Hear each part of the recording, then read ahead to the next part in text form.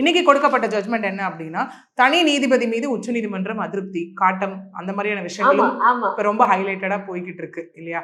அதை தாண்டி என்னன்னா, சிபிஐ விசாரணை கோரிய விஷயத்துல அதை அப்ரூவ் பண்ணியிருக்காங்க. சிபிஐ விசாரணை மேற்கொள்ளப்படும் அப்படின்னு சொல்லியிருக்காங்க.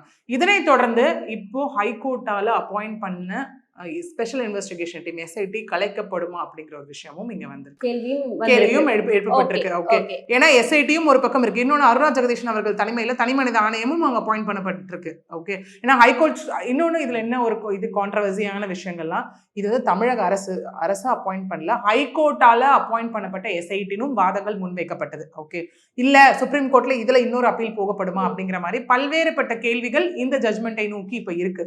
அப்படி பார்த்தோம்னா இன்னைக்கு இப்போ கொஞ்ச நேரத்துக்கு முன்னாடி சுப்ரீம் கோர்ட் கொடுத்த ஜட்மெண்ட் என்ன அப்படின்னா, ரிட்டையர்ட் ஜட்ஜ் அஜஸ் ரஸ்தோகி இவங்க தலைமையில வந்துட்டு ஒரு ஸ்பெஷல் இன்வெஸ்டிகேஷன் டீமும் அப்பாயிண்ட் பண்ணியிருக்காங்க. பிளஸ் 3 கொண்ட குழு, அதில் 2 ஐபிஎஸ் அதிகாரிகள் அங்க இருப்பாங்க. அவங்க என்ன பண்ணுவாங்க அப்படின்னா, சிபிஐ விசாரணையை டைரக்டா மானிட்டர் பண்ணுவாங்க. என்ன மாதிரி மானிட்டர் பண்ணுவாங்க?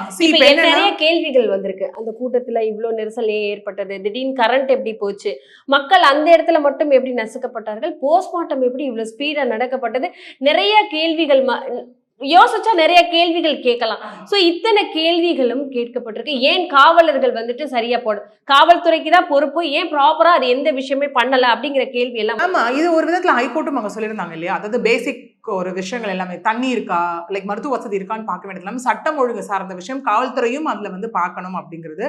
அப்புறம் அந்த இடம் சார்ந்த பெரிய பிரச்சனை வந்துச்சு. வேலுசாமிபுரம், லைட் ஹவுஸ் ரவுண்டானா, உழவர் சந்தை, இந்த மாதிரி இடம் சார்ந்த பிரச்சனையா இருக்கட்டும், அப்புறம் வந்து எத்தனை பேர் கூடுவார்கள் அப்படிங்கிற விஷயமா இருக்கட்டும், அந்த வண்டி தாமதமாக வந்தது இல்ல கூட்டத்திற்கு தாமதமாக வந்ததுன்னு சொன்ன விஷயமா இருக்கட்டும், இந்த மாதிரி மாறி மாறி மாறி கருத்துக்கள் வைக்கப்பட்டது.